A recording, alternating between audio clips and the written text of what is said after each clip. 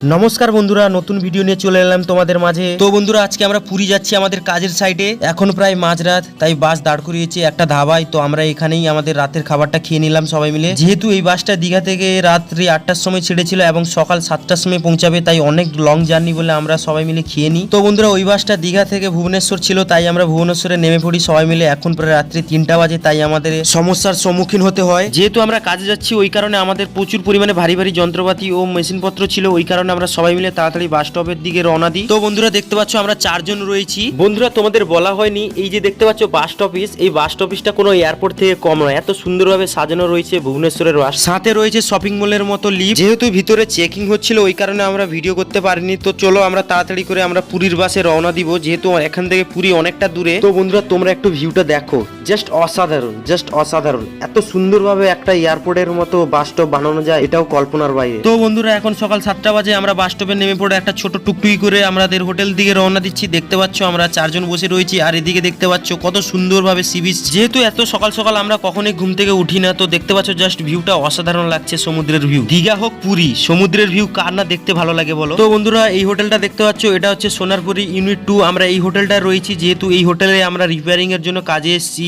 তো এটা হচ্ছে জেপির আন্ডারে। তোমরা দীঘায় এসে থাকলে নিশ্চয়ই জেপি এসে থাকবে। এই হোটেলের টপ ফ্লোর থেকে মন্দিরের ফুল ভিউ দেখা যায়। তো দেখতে পাচ্ছ এদিকেই আমাদের মন্দিরের রাস্তা, এখান থেকে আমরা খুব সহজে মন্দিরে যেতে পারি। এই দাদাকে দেখতে পাচ্ছ, এই দাদা কোনোদিনও মন্দিরে যায়নি, পুরীর মন্দিরে। তাই সবাই মিলে ভাবলাম কাজকর্ম শেষ হয়ে গেছে, চলো সবাই ফ্রেশ হয়ে একটু মন্দিরের দিকে রওনা দিই। হ্যাঁ বন্ধুরা, তোমাদের বলা হয়নি, দেখতে পাচ্ছ রুমটার কোয়ালিটি জাস্ট অসাধারণ, তাই আমাদের কোনো আপত্তি নেই, যেহেতু রুম ভালো। চলো বন্ধুরা, আজকের মতো এইটুকু, দেখা হচ্ছে নেক্সট ভিডিওতে।